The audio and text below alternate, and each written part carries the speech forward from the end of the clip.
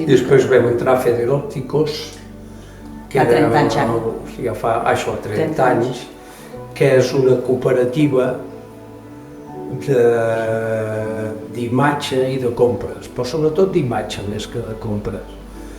I perquè s'hi van ficar gent de la meva promoció i et trucaven, oye, que entra en Federópticos, que tal i que clar.